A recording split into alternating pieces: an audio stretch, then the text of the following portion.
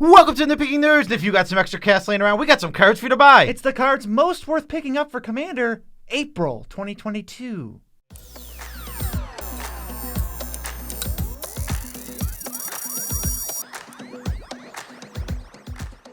I'm your host, Joe Cherries. I'm your host, Beezy, and that makes us the Nitpicking Nerds. You already knew that because we make videos every single day, constantly bombarding you with that sweet, sweet nectar that is content. If you want to support the channel and all the content so we can continue to bombard you for the rest of your life, go to TCG Player. We have an affiliate link with them, and we also have a special little goal we're trying to meet. So if you can, find all the purchases you want to make in the next year, push them all up to this month, and then use our link when you buy cards the normal way. As long as you start with the link, we get a kickback on the order. It works for everybody. And we will definitely make the goal if every single person who views this video buys every single one of the cards we're about to list. I mean, New Capenna is also coming out soon, so if you want to pre-order some of that stuff, we would appreciate if you used our link. It's in the description. It's in the description. Also, this whole channel is sponsored by Maraschiello, baby, and you know we love Maraschiello.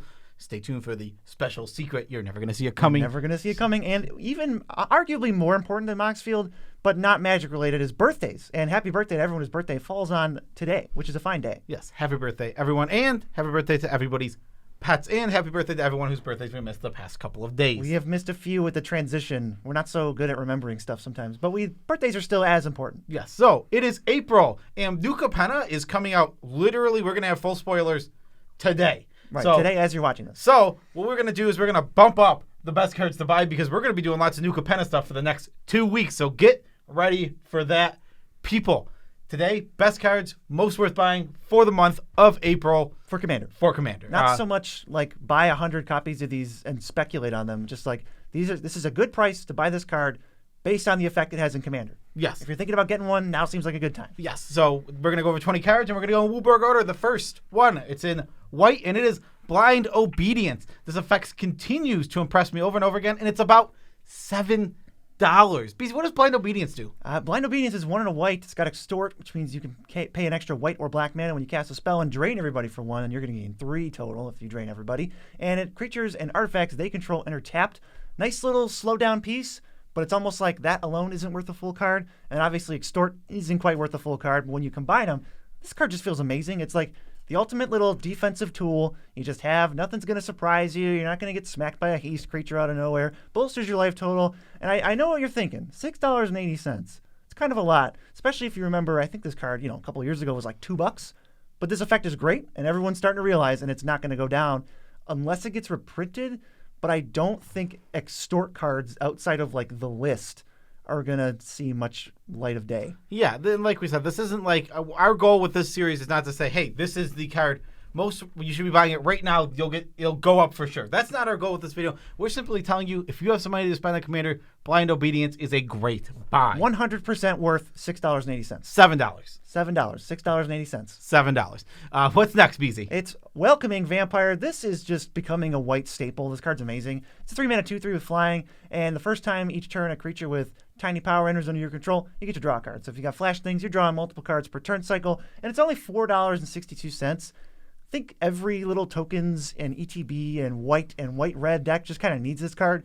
And I think with the sheer amount of demand that at least I know I have, and I know a lot of other people have, this thing's, I don't know if it's going to stay so low. It's already a card printed into the dirt, like just came out, standard rare, $5, and I could see it going up. Absolutely, yeah. Like you said, $5 for this absolute awesome rare. This is the kind of card draw you want in white. If you're looking for it, this is it. I mean, we've talked about it. Phyrexian Arena effects suck, and this is without flash a Phyrexian effect. But when you get the draw right away, and then it's not a Phyrexian Arena effect. Then it's not a Phyrexian Arena effect. It's good for Phyrexian Arena. Oh yeah. So get Welcoming Vampire in all your tokens decks and pick it up before it goes up. And even if this is a card, even if it went down, I just wouldn't even feel bad. It's like this was worth the price. I'm not getting ripped off buying this card. Definitely worth $5. It outperforms every single time. Next, we have going into blue. It is Perplexing Test, and it is about $3.50. This card is 5 mana, bounce all tokens, creatures, or all non-token creatures. This is amazing for your token deck specifically. It's kind of meh otherwise because you're going to end up leaving tokens on the board for other people. But if you have a lot of tokens, this card is insane because now it's a one-sided bounce. Yep, if you've got this in a token deck, you're going to know how amazing it is. It's literally just like one-sided clear everything off the field. They have to restart and rebuild, and you get to bash in basically uninhibited for that turn with all your tokens. You know, like Brutaclad. There's plenty of token makers out there. I don't have to list them all, but yeah, there's a ton. And this just goes Adrix and Neve too. It's just like clear your stuff. That's where this card's from. Attack you for a ton. Yeah, exactly. It's literally from the Adrix and Neve precon. Also, on top of all of that, this has the simplest, like, it's not really a combo, but it's a loop that's going to win you games. Is if you put Eternal Witness, if you want to say mono blue, or what is it? Archaeomancer. Whichever, you take them, and now every time you cast Perplexing Test, it bounces it back to your hand. You play Eternal Witness, get it back, play it again. You can do this every single turn cycle if you have only 8 mana. That's not even crazy. And all your tokens stay on the battlefield to just keep bashing in. Yeah, in certain decks, this is better than Evacuation, so do with that information what you will. Next, we got a reserve list card. This card is very, very good, and Joe recently bought one for about $60, but now it's more like $69, which is nice. It's Treachery, 3 blue, technically, for an enchantment. You steal a creature, but then you untap 5 lands when it enters the battlefield. So it's not 3 blue, it's just 0. It just doesn't cost anything. If you have lands that produce 2 or have activated abilities, you can get even more mileage out of it. This card is nuts. It's just the best control magic single target I think we have. Yeah, so the thing about this card that makes it so insane is we talk about all the time how much we love cards like Song of the Dryad. We talk about how much we love cards like Kenla's Transformation. We're even we don't hate Darksteel Mutation. All these cards. This is like the best version of all of those. Because they lock down commanders. Give it to me. Exactly. This now comes to you, and yeah, it can be destroyed, but when it gets destroyed, you don't really lose tempo. Because you got all your mana back. You didn't spend any mana. This ends up being 0 mana. And if you have lands that like a Nykthos that produce more than the 1 mana, now you're netting mana. Now this stupid thing is ritualing. This card is stupid good. And it adds to your devotion. The main reason we're saying to buy this, and BZ mentioned it earlier, is reserve list. We're not going to tell you to buy many $70 cards. We're not saying. But this is on the reserve list, and it is well worth $70 because it is. Yeah, when I see a card on the reserve list that's worth the price, where I'd be like, yeah, I could see paying that money for the card, I'm gonna probably pick it up. And we've picked up, I think almost every card on this list at some point, just because we need them for decks and we think they're worth it. We don't feel like we're getting ripped off. I think Treachery at 69, it almost feels like a steal in the sense that the reserve list is not going away. These cards are capped. There's no more Treacheries ever. There's no more Treacheries in the world. We have the set number. The price can almost basically only go up. So I feel like with these reserve list cards, there's a whole extra layer of stuff to think about. Yeah, it's just an insane card. Next, also a reserve list card and also insane. Also blue. It's also blue. Yeah, interesting. This one is not. It's not a sleeper. It's not a card people don't know about. You probably heard of it. But you've definitely heard of it. It's Time Spiral. It's currently $167, which is obviously a lot. But Time Spiral is an absolutely insane Magic card. Just like Treachery, it doesn't cost mana. It just untaps your lands. The weakest part of Wheels, the weakest part is always that you're the last player who gets to take advantage of it, and you usually have to use your mana, use 3 mana. It's like, oh, now I have 3 less land to work with. Everyone's going to have their full mana to work with. Nope. You just play this, fresh new hand, go. Start over again because all your lands are untapped. Yeah, if you got the budget and you're looking for a bling card, maybe pick this up before you pick out some blinged fetched land, because this is much more likely to just, you look away for a few months and you look back and it's, oh, it went up $50. I mean, this is actually what happened. I remember a couple of years ago, I traded one away for it was about 100. I was like, okay, I'm going to trade for an Expedition. And now it's 167. And it's like, my Expedition's still 100. Yeah, exactly. This card, Time Spiral is just a very, very good Magic card. And I don't think anybody's arguing that. I don't think we're having that argument. But I think at $167, yeah, it's expensive. And we're not saying that, if you only have $167 to spend on Magic to buy it. But if you're looking to, invest a little bit in Magic, this is one of the cards you want to get. Yeah, weirdly, all the reserve list cards are just kind of like a sound investment in Magic the Gathering. I would say Time Spiral, though, in non-competitive EDH, is top 10 blue cards in the format. That just might be true. Yeah, I like that. I like that saying. What is next, BZ? It's actually a card we talk about a lot in the channel, but it's fairly cheap. It's a Nitpicking Nerd staple that I don't really hear anybody else talking about, but also maybe I'm not listening enough. It's Snuff Out, $5.25 for 3 to black instant. Destroy target non-black creature. That's it. But you can pay 4 life instead of its mana cost if you control a swamp, which is the easiest thing in the entire world. It's easier to cast for free than Deadly Rock. Now, the only thing some people look at this card and they stray away and they recoil because it doesn't do everything. It doesn't hit black creatures. It hits artifacts still. It doesn't have that restriction, but it doesn't hit black creatures. And people freak out about that, and I don't think it matters in this context. It hits 85% of creatures, and the fact that you're paying 0 is just amazing for tempo. I don't know why this is the third 0 mana spell in a row, but this is the most affordable one, and it's insane. Yeah, I think it's not even close. Like, this card stinks if it costs 1 mana. You don't want to be paying 1 mana. If you're reduced to 1? If you want to be paying 1 mana and have a restriction. I wouldn't want that. But for 0 mana, I'm willing to have some restriction on my card.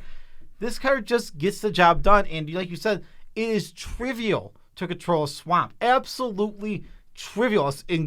First thing, in the good, if you have good mana, you're fetching, you're going to always have a swamp in play no matter how many colors you're playing. Mm-hmm. And then in, two color decks, you're always going to have a swamp in play. Free. It's free regardless of if you have good mana or not. Yeah, I also want to say, some people are, for the people who hate on the non-black clause, Deflecting Swat, everyone would pretty much agree is an amazing card. Mm-hmm. But it doesn't do everything. It's like, well, it's kind of like me going, well, why doesn't it stop board wipes? It's like, I don't know, it just doesn't. You still play it, and it's still amazing when you can cast it. Yeah, exactly. It's a card that when it's good, it's great, and it's the tempo that comes with a card like Snuff Out is insane. Play around it. I dare you. You can't. You cannot. What do we have next, BZ? It's another reserve list card. This one is a tiny bit more affordable. It's Carnival of Souls. It's 1 and a black for an enchantment. Whenever a creature enters the battlefield, period, under anyone's control, you lose a life, and you add a black to your mana pool. Whew, this is like, when I read it, it's like, this looks so easy to break, it's not even funny. And it basically is. It can stand in for like Phyrexian Altar. Weirdly enough that this reserve list card is a budget version of Phyrexian Altar, where if you're sacrificing creatures and you get more creatures, you just get more mana and you can do more things and sacrifice more creatures and make more stuff. It goes ham. And the way to counteract this, pesky 1 life loss is, how about a Soul Warden? Yeah. Gone. I just get mana now. Yeah, exactly. And there's this definitely has combos, like for sure. Like Blood Artist. Okay, doesn't matter. Yeah. Yeah, it doesn't matter. You're getting the life back over and over and over again. This card does a lot. It's interesting, and it's not a card you can just throw in any deck. It absolutely is not. Do not just say, okay, Nitpicking Nerds said Carnival of Souls is great. Aristocrats. Throw it in deck. Yes. Aristocrats, ways to mitigate the life gain, or life loss rather. Black-white, kind of like black-white tokens maybe. You got the Soul Wardens and the ways to make do. Exactly. Be sure that you can afford that each creature enters the battlefield makes you lose a life. As long as you can, when your deck can afford that, this card's insane. Yeah, it's just, I was stunned that this card isn't more money because it's just so good. And I've seen him in play and it just goes, we have to get rid of that. I don't know what they're going to do with it. They can do anything. This card's insane in Villas, where when you lose a life, you draw a card. That's just nasty. Yeah, so every creature is drawing you an extra card. You're gonna run away. You're gonna win that game. Oh, and then you have the black mana to activate Villas if you want. Every single time, and you just draw more cards. So every creature loses you 3 life, draws you 3 cards, and gives -1/-1 to something. That sounds pretty good. How about red cards? Well, red cards. We're moving into them. We have Goblin Engineer, and it is about 350. When it enters the battlefield, you can search for an artifact and throw it in your graveyard. Then you sacrifice an artifact, and you can bring an artifact from your graveyard to play with CMC 3 or less. Notable thing with this is it can go find anything. You just put whatever you want in the bin, and if you have another way to get it back, good for you. Mm-hmm. And then it can kind of just cycle artifacts that cost 3 or less. You just sack some dumb thing, some tokens, some mirror, some Spine of Ishtar, whatever you want to be in the graveyard or back to your hand. Then get a value engine back. Oh, I'll get my Wayfarer's Bubble. Let's go. Burnish Shard. Crack it. Those are very tame versions also. I think one of the best strategies for artifacts is just filling the graveyard. It turns out that's the way to go crazy with artifacts. What is it? Reap the Past? Wake the Past? Those type of effects? I mean, there's so many of them. There's Wake the Past. There's Brilliant Restoration. There's There's the 9 mana one that brings back everything. There's Open the Vaults. Scrap Mastery. Open the Vaults. There's a million. There's literally so many of these. So that was literally a million right there. That was like 5, and it took us 2 seconds to name them. Reanimating a master animation of artifacts is a great strategy to go with, and this is a great fuel for it because it puts whatever you want in the graveyard. And if you want to get it back, okay, good. You put something you get back. If you don't, you just put it in there for your Wake the Past. Also, one of the only red tutors ever. There are not red tutors for cards. This is a very open-ended tutor. It's just artifact. Find whatever. It's not like go find a Goblin Soldier card. It's like, no. The net you're casting is very wide. Red cards do not do that. This is unique. It is unique. There really isn't a lot. It's Imperial Recruiter, all the Goblin guys, Gamble. And this. And this one's $3. Seriously, it's about it. Right. So next, another red card, another very good red card that is just, we're going to keep hyping it up until it's $25 because it's or amazing. until it's bad. Or until it's bad, because it can potentially get bad in Commander.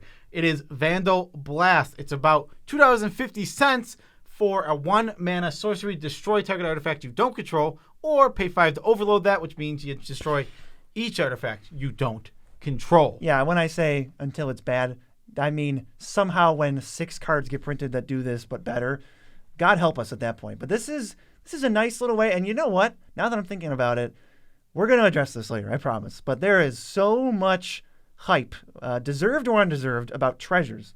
And this is just a way to sweep them all away, including all the actual good cards your opponents have. Yeah, we're going to do a treasure video in the near future. And yeah, this absolutely does that. I mean, artifacts are very prevalent. They're all over the place in Commander. Like, we don't want a card that destroys only enchantments, but we'll take the other side in the card that destroys only artifacts. Because artifacts are ramp. Decks need ramp. They can't really avoid it. They have to play artifacts that are not green. And this is also a plague wind. It's a plague wind for artifacts. One-sided. Super awesome. It doesn't hit your stuff, so your artifact decks can just run this. There's certain decks that they go, I'm playing artifacts.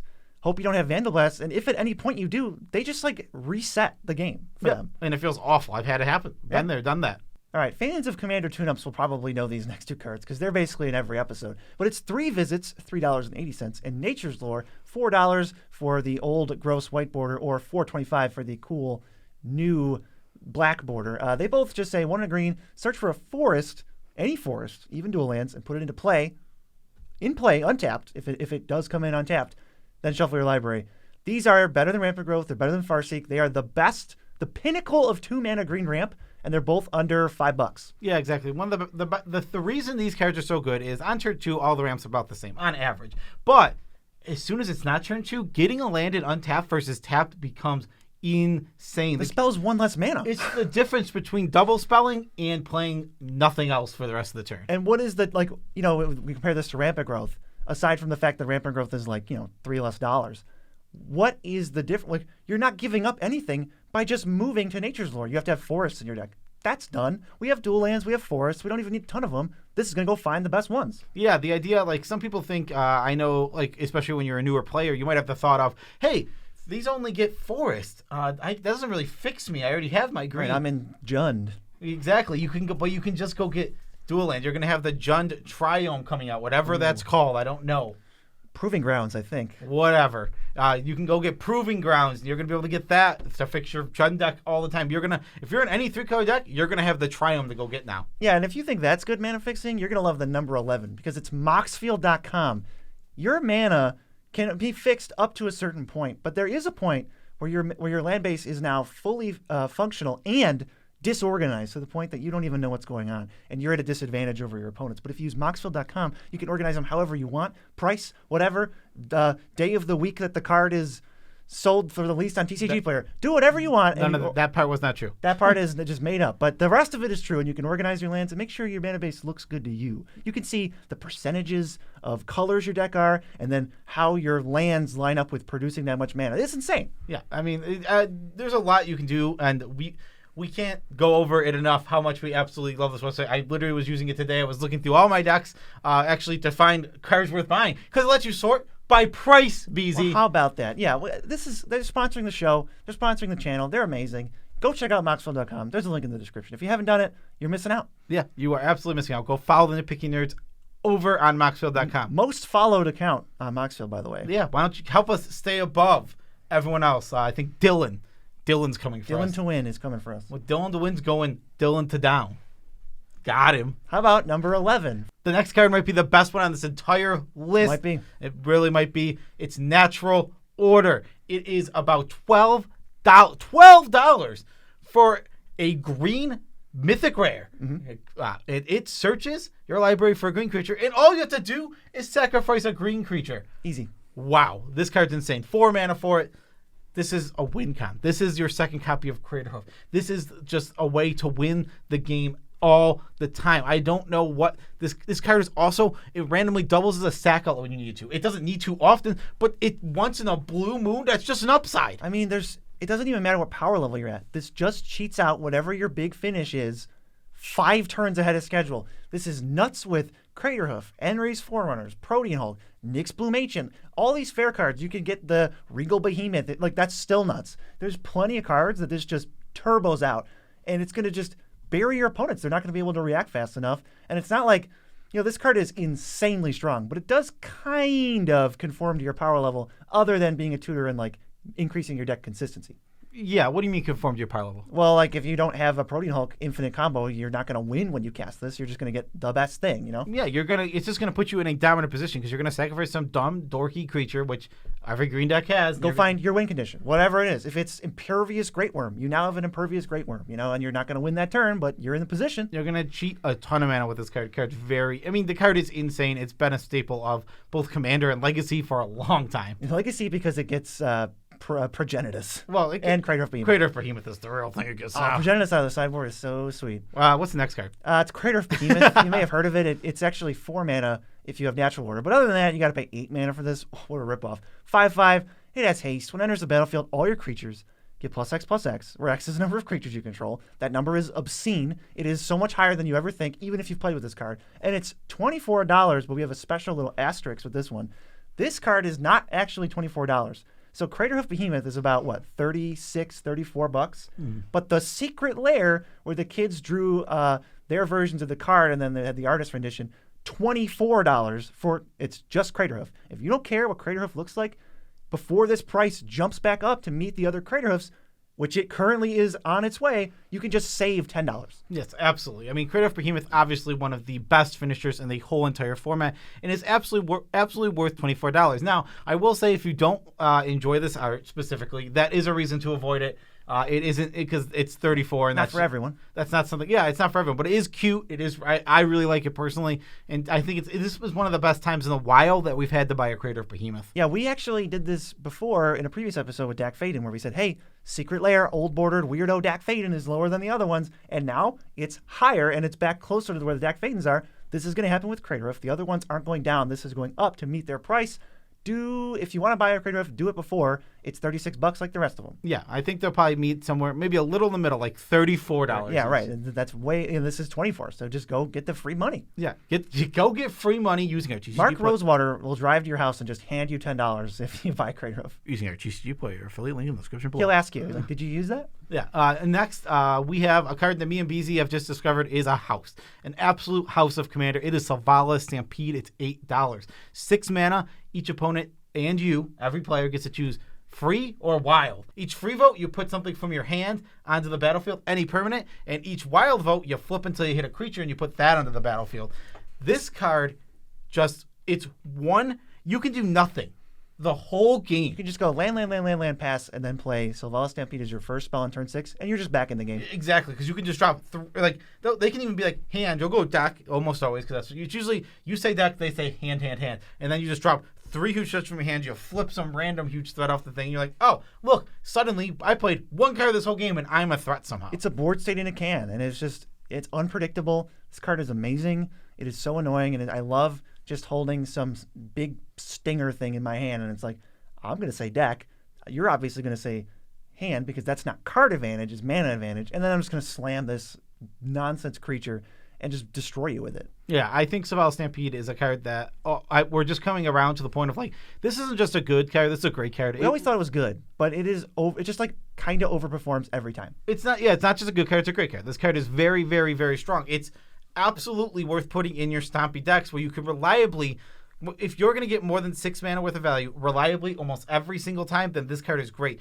It's almost impossible not to. When I play this card, I usually get about, at 6 mana, I usually play about 12, 15 mana worth of cards. It's insane. Could be even more. I got a deck with big, giant fatties, and it plays this. This is like, you need to be afraid of this card. And for $8, easy purchase. In worst case scenario, it drops in permanents from hand, so you can just drop in lands. Yeah, if you have really nothing better to do, you just go deck and then 3 lands from your hands. Like, at least you're getting ramp. You're getting something. This card's never doing nothing. We are doing these in Wooburg order, but this next one's basically a land, even though it's a white card. It's Ameris Call, $4.01. 4 white. You make 2 4/4 angels, and then your non-angel creatures get indestructible until your next turn. That card sucks, BZ. Okay, but what if I told you on the back it's a land, and you can either have it enter tapped and produce white, that sucks. or pay 3 and have it untapped, and it still produces a white. No, that card doesn't suck. Obviously, Ameris Call, absolutely insane.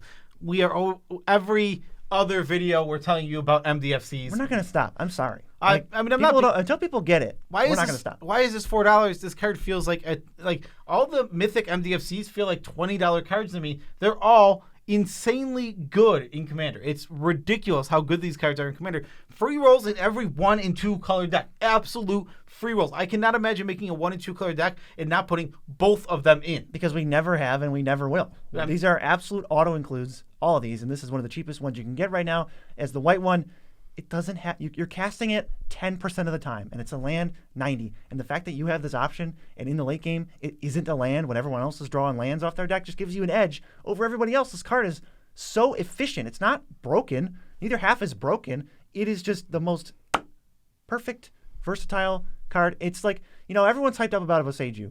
These cards were Boseiju before Boseiju was Boseiju. They're spells and lands, whatever you need more. Yeah, exactly. I mean, they're really, really good. Just get Ameris Call. I honestly don't. How often are they going to reprint these? I don't think often. And I think it's just going to, maybe it'll go down when it gets out of standard, but it's just going to keep crawling up after that until it's real expensive. I don't think they're keen on reprinting these double face cards. Like, that's not going to happen in precons. We know they can't do that. And they can't? They cannot print double face cards in precons. I've never heard that. That's why they didn't do werewolves in Crimson Vow. I actually didn't know that, but why is that? Hunt, yeah. Do you know why? Just because their like production process just can't handle it. Okay, it's good to know. But yeah, these cards are less likely for a reprint. Irrelevant because it's still worth $4. I think this card's worth $15. So the fact that it's $4, boop, get in my collection. Yeah, knowing that these can't actively be in reprints under their current process makes them even more valuable. Well, in precons. I mean, it can't be in precons under their current process. Yeah, that makes them more valuable. Mm-hmm. Next, we have one of the best deck outlets in the whole entire format. It's Altar of Dementia. Card is completely bonkers. It's about $8.50 currently. 2 mana for an enchantment. Sacrifice. It's an artifact. It's an artifact. I said that. Sacrifice a creature. I already said you pay 2. And target player mills equal to that creature's power. Yep, it's a free sack outlet. But one of the best parts about this is over other free sack outlets, this kind of fills in 2 modes of combos and loops, whereas the other ones like Viscerous here, they only really do one thing. They say sacrifice a creature. This says sacrifice a creature, and here's your payoff. So if you can loop 2 creatures infinitely, you don't need another card. This wins the game. Mill everybody else out, or mill yourself out, flashback some spell like Dread Return, and just kill everybody. Yeah, exactly. I love this card in any deck that already wants to self-mill. Oh, yeah. Like, so you leave your creatures on the battlefield, but you throw this out there, and then what are they going to, they want to wipe the board? Okay, fine, but I'm going to fill my graveyard with all this extra stuff, or I might have a huge enough board that go ahead, wipe the board. I'll just mill you out. That's another thing too, is you're just going to put like a bunch of power in play, and if you're even in like a white token deck, because white can loop these creatures too, you throw 50 power in play, and you just have this kind of like you're holding someone hostage, like wipe the board because you have to, because I'm going to kill you. But whoever tries to mess with me gets to mill 50 cards, and I still have Altar in play, and I'll start over next turn. Yeah, I mean, obviously your decks that are playing Altar also probably have some reanimation in them, so you're when you mill yourself for 50, you're going to probably hit Dread Return. Yep, this card's insane. I mean, this is one of the better cards in the format, so don't sleep on it for $9. I compare it; it's right up there with Ashnod's Altar and Phyrexian Altar for me, and this is the cheapest among them. Yeah, and I mean, I was going to say not close, but actually the old crusty looking Ashnod's Altar is not too expensive. Crusty Ashnod's is not too bad. What about the next one? Well, it's Hangerback Walker. It is $4.50 for an XX, and it enters with X counters on it, and it can tap to put 1 counter on it. And when it dies, you get Thopters, little flying creature guys, equals the number of +1/+1 counters that were on it. This card is just very good, especially if you're playing artifact strategies is one where you just want a ton of artifacts. This is an artifact itself. It's an artifact spell that can be reduced, all of that good stuff, and it produces artifact creatures afterward. Also really good in +1/+1 counters decks. This is a great place to put your counters on. Just play it out as a 1/1. Then, you can go 1/1/1 and put counters up. But if you're in a counters deck, you're going to have things that double counters. You're going to have things that, hardened scales, put 1 extra counter. We're going to have something like a generous patient. All right, I'll put another counter on it. Just cheat counters on all over the place. It builds up. It's low investment for then a high payoff later. It doesn't really ask much of you. It lets you spend extra mana, so it's really everything you want. It's a modal spell too. So if you've got 50 mana lying around for some whatever reason, great. This is an outlet for you to actually use it. Combos works pretty well with Altar of Dementia, doubles up what you would be milling, and it really works well with Carnival of Souls. Sack your Hangerback, get 5 Thopters, make 5 mana, lose 5 life. Okay, let's go. I mean, absolutely. This card is just it's a staple of the format, and though I think it is niche for strategy. It's not busted either. It's not a card I'm throwing in any deck. It's a card I'm absolutely in for my artifact creature decks and for my plus one counters deck. This is a Tokens type. Absolutely. Plus one counters. It would be rare that you show me a plus one counter strategy where I'm like, nah, you don't want Hanger Backwalker. Even in Aristocrats, depending on what you're doing, like I know Taste of Karlov obviously loves this, but even just regular Aristocrats, this is 2 bodies for 2 mana. That's the floor. So any Aristocrats deck that's heading like creeping up in power towards 7-8 that is playing Ashnod's Altar, play this card. This card is insane with Ashnod's Altar. All right, this next one, I don't think we need to spend too much time on it, but I want to remind you that it exists. It's Wayfarer's Bauble. It's $2. It's 1 mana for an artifact. You pay 2, sack it. Go find a basic land and put it in tapped. One of the best ways to ramp hardcore, like hard permanent ramp, in every color that is not green. This is like your dream turn 1 play aside from cards that are busted. I mean, yeah, this card is so good, and it's just so efficient.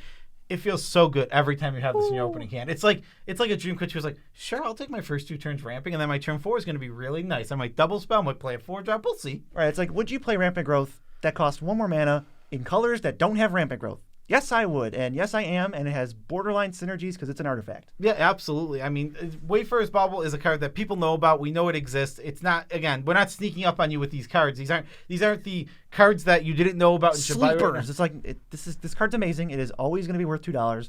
It is just like this workhorse. It puts in so much work behind the scenes, and it holds these decks together. It goes in all my non-green decks. It's one of those like auto staples that I'm just, all right, is this deck green? No.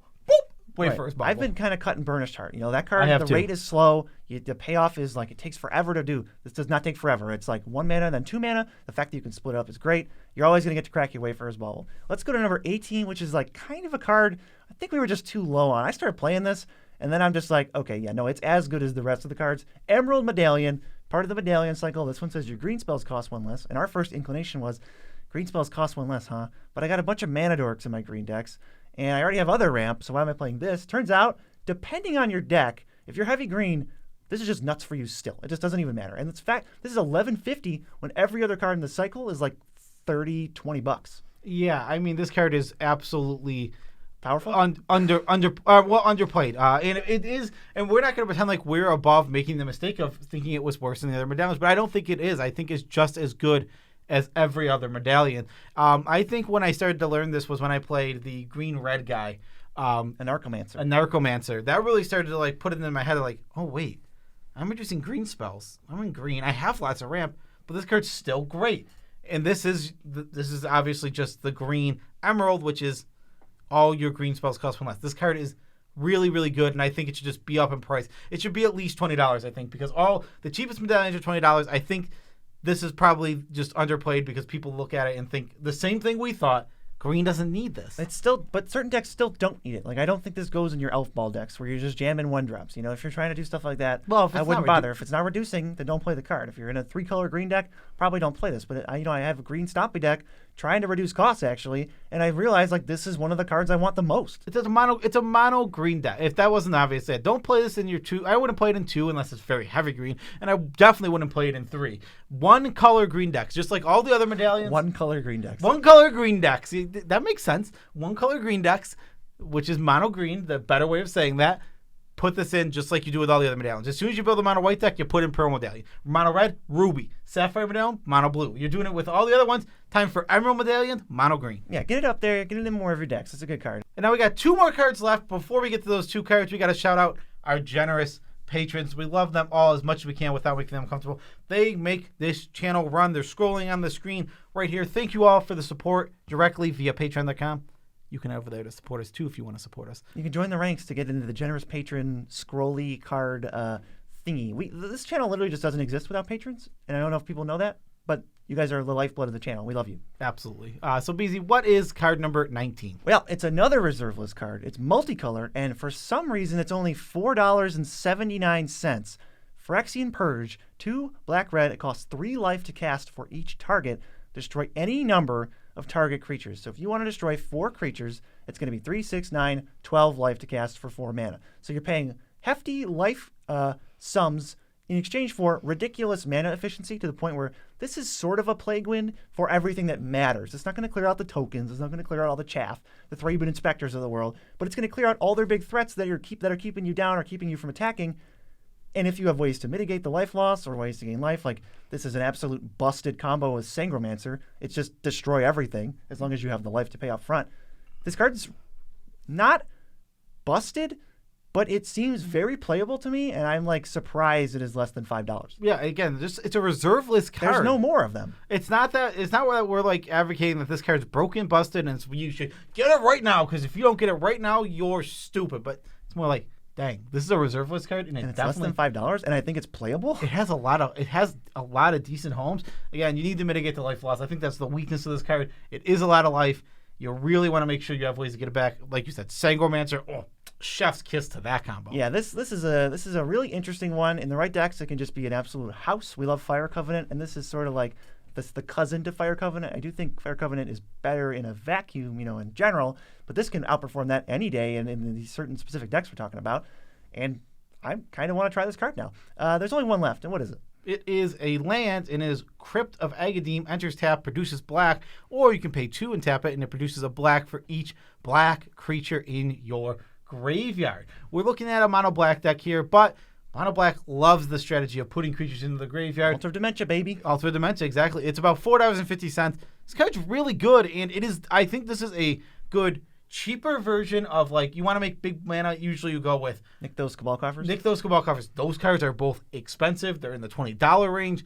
Not everyone can afford that. Crypt of Agadem at $4.50, we're talking a little bit more manageable. Super affordable, super worth it. I could see this going up. I don't really care, because I know that at this price, it's a good pickup for me. It'll perform like a $5 card performs. It'll perform better than that. And I like that it's an alternative to Cabal Coffers, but maybe you want to play it in tandem with it. It's only one extra land slot. That's not a swamp. You've got your Urborgs and stuff, but fill your graveyard late game. Hey, wow, this just makes 7 mana. Great. What did I do? Almost nothing. As soon as this card taps for more than 1 mana. Right. It needs to be. You need to get 4. Yeah, as soon as it's generating more than 1 mana, like net. Right. Then it is a great card, and it is one of the best lands of the format when it's doing that. If you think you have a black deck that can get more than 4 black creatures in the graveyard, this should probably just be in your deck. Yeah, exactly. Couldn't agree with you more. Actually, this series is there's a lot of cards worth buying, and currently what we do now is all the cards are over $2, so it's not to overlap with our Budget Bomb series. Where obviously the cards that we're talking about on Budget Bombs are worth buying because they're budget and they're bombs. Right, so these are not so budget, but definitely still pulling their weight, and we've been doing them every month now. So if you want to go check out what we were saying last month and see where we were at, if we were right about some of them, which we were right about some of them, you can go check the video out. It's right here, and it's all the cards we think are worth buying, probably still in March, but you can go see what we said about them back then. Yeah, absolutely. Still relevant now. I mean, it's been not much time has passed since March. Yeah, and no, actually, we usually do them at the end of the month, but we moved this one in the middle because of Luca Penna. Peace out, Tribe Scouts.